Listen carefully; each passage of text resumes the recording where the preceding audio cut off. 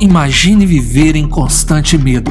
Um medo que cresce a cada pôr do sol, quando as sombras se tornam inimigas e cada som do lado de fora da sua habitação pode significar o fim da sua vida. Em Gumalapur, uma pequena vila na Índia, o terror tinha nome. Um leopardo conhecido como o Diabo Manchado. Durante meses, essa criatura não foi apenas um predador, foi uma maldição. Seus olhos brilhavam na escuridão como se fossem de outro mundo, e seus ataques eram tão precisos e aterrorizantes que os aldeões acreditavam estar enfrentando um ser sobrenatural. 42 vidas foram ceifadas, famílias inteiras despedaçadas. Para os habitantes de Gumalapur, esse leopardo era mais do que um animal, era um verdadeiro demônio. Mas como deter uma criatura que parece sempre estar um passo à frente, desafiando a lógica e até a coragem humana? É isso que iremos descobrir hoje no Ordinário.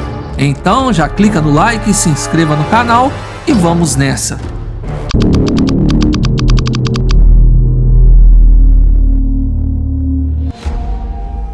Eu sou Kenneth Douglas Stuart Anderson.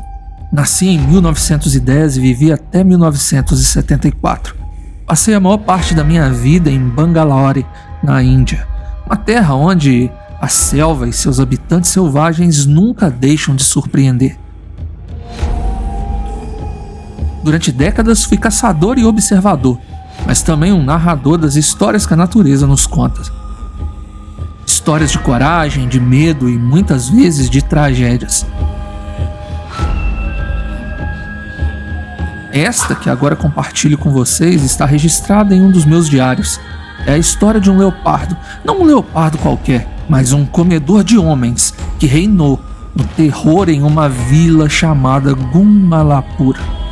O ano era 1947. Gumalapur, como tantas outras pequenas vilas da Índia rural, era um lugar de simplicidade e ao mesmo tempo de desafios.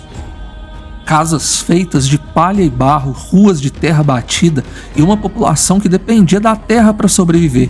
Era uma comunidade unida pela necessidade, mas também marcada pela vulnerabilidade.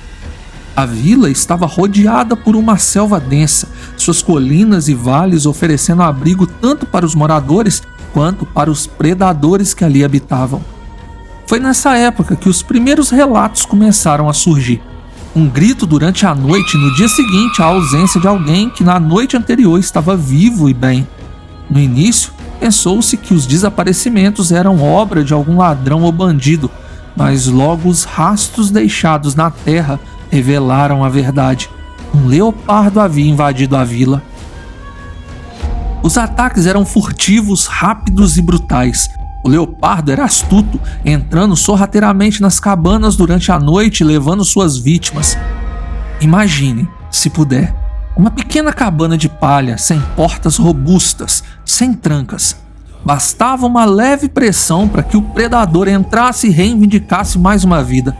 Para o povo de Gumalapur, era como se um demônio tivesse sido solto na terra, e assim o chamavam, Shaitan, uma criatura sobrenatural que vinha para devorar suas almas. Os habitantes, já acostumados a viver com pouco, agora viviam com ainda menos. O medo os obrigava a trancar suas casas antes do pôr do sol, usando pedras, tábuas e qualquer coisa que pudesse reforçar suas frágeis portas. Mas mesmo essas preocupações nem sempre eram suficientes. Em uma noite particularmente terrível, o leopardo conseguiu entrar pelo telhado de uma cabana, onde matou todos os seus 4 ocupantes, um homem, sua esposa e 2 filhos. E depois se foi e desapareceu na escuridão da selva. Eu sei, é difícil acreditar que um único leopardo asiático tenha feito tamanha desgraça em uma única noite. Porém, algumas vezes o medo nos paralisa e era isso que ocorria naquela aldeia. Eles acreditavam que se tentassem alguma coisa contra o leopardo, as coisas ficariam ainda piores e suas almas iriam diretamente para um castigo de 200 anos no mundo dos mortos. A vida na vila tornou-se insuportável Ninguém se aventurava a sair durante a noite e até mesmo durante o dia. Os aldeões se moviam em grupos, armados com paus e facas enferrujadas. O leopardo não atacava todas as noites, mas essa incerteza era de certa forma ainda mais cruel. Quando ele vinha, era como um espectro, silencioso, letal e implacável. Foi nesse cenário de terror que recebi uma carta de Jepson, o magistrado distrital, pedindo minha ajuda. Anderson, escreveu ele, Guma-Lupu está vivendo um pesadelo. Você é a nossa última esperança para acabar com esse flagelo.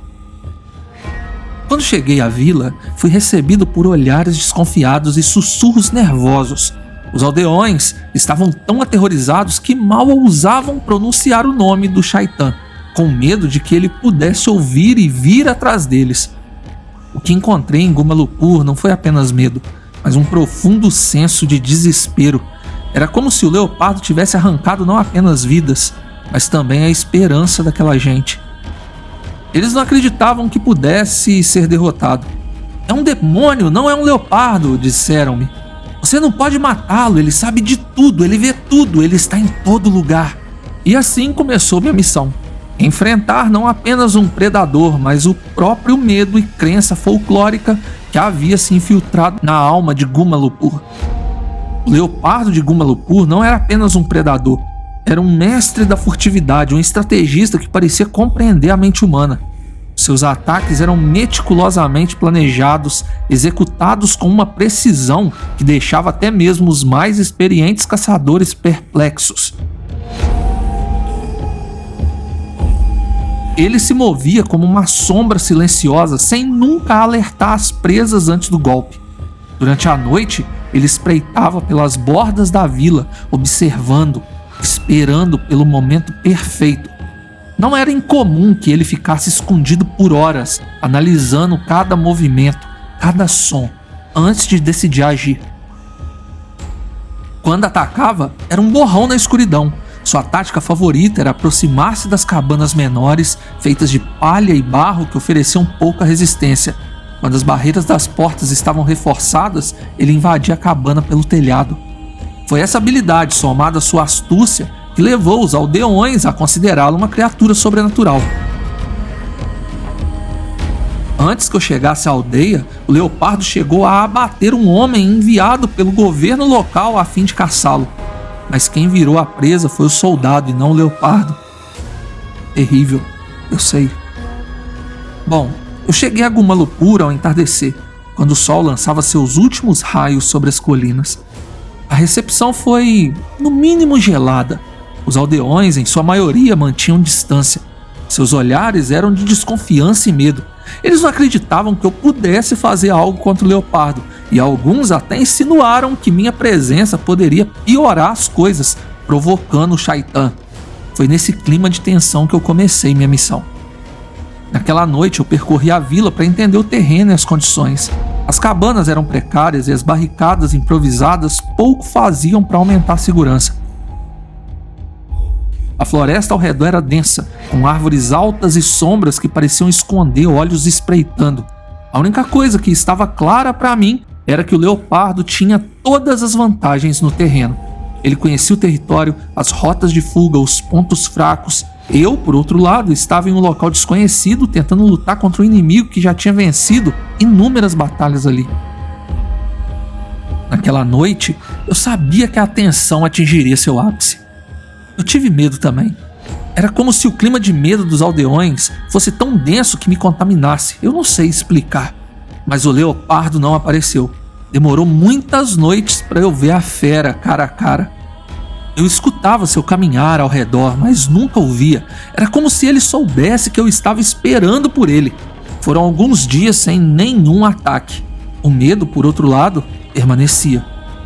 Após dias de vigília e várias noites em claro, decidi que era hora de mudar minha estratégia. Conversei com alguns dos moradores, os poucos que ainda tinham coragem de trocar palavras comigo. Expliquei meu plano. Atraí o leopardo para uma emboscada, usando um manequim humano como isca, enquanto eu me posicionaria nas sombras com a arma carregada e pronta. Era uma tática arriscada, mas a única que poderia funcionar contra uma criatura tão astuta. O manequim foi montado com palha. trapos e um pouco de comida para aumentar o cheiro humano.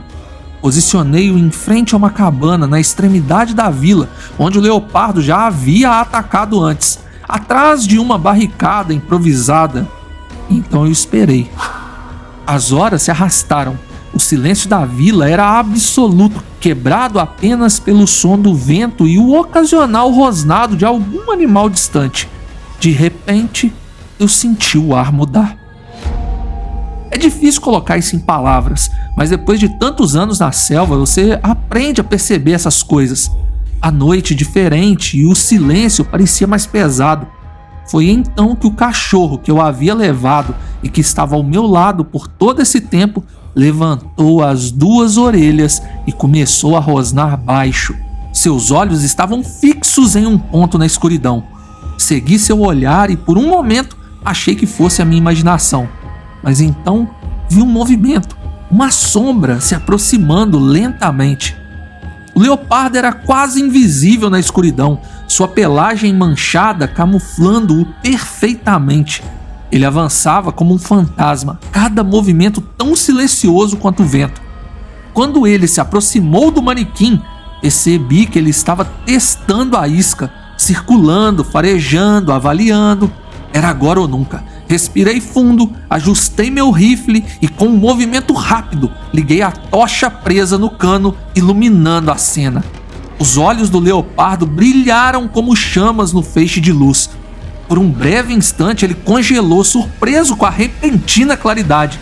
Então ele avançou, um salto poderoso direto na direção do manequim. Foi nesse momento que eu disparei. A primeira bala atingiu seu peito, mas ele continuou avançando, movido pela inércia do salto. Atirei novamente e dessa vez ele caiu pesadamente no chão, rolando até parar a poucos metros de mim. Por um instante eu fiquei paralisado. O cachorro avançou latindo furiosamente enquanto eu me aproximava devagar com a arma ainda apontada. O leopardo estava imóvel. Ele havia finalmente encontrado seu fim. Com um misto de alívio e respeito, me ajoelhei ao lado do corpo e confirmei que ele estava sem vida. Sempre respeitei a vida selvagem, dessa vez não foi diferente. Fiz uma prece rápida ao lado do leopardo abatido, que os deuses o recebessem. Na manhã seguinte, os aldeões se reuniram ao redor do leopardo abatido. Era como se um peso gigantesco tivesse sido retirado de seus ombros. Muitos choraram, não de tristeza, mas de alívio. Outros tocaram o animal como que para confirmar que ele era real, que o pesadelo havia finalmente acabado. Eu mesmo fiquei impressionado com o tamanho e a força do leopardo. Apesar de tudo, ele não era um demônio, mas sim um animal extraordinário, moldado pela necessidade e pela sobrevivência. Decidi que o corpo do leopardo não seria deixado para apodrecer. Sua pele foi removida e preservada não como um troféu, mas como uma lembrança das lições aprendidas e permaneceu em meu acervo até minha morte em 30 de agosto de 1974 na Índia, o país que eu sempre amei. Quanto ao cachorro, aquele pequeno que me acompanhou e me alertou sobre o felino, ele foi tratado como um herói. Dei-lhe o nome de Nipper e cuidei dele por muitos anos, como forma de gratidão pelo que fez naquela noite fatídica. Minha missão em Guma Lupur havia terminado, mas a experiência permaneceu comigo. Relatei cada detalhe em meu diário para que eu nunca me esquecesse o quão incrível é a natureza selvagem. Mais detalhes sobre essa história você encontra no site sportingclassicsdaily.com. Deixe seu like e se inscreva. Obrigado por assistir. Fui!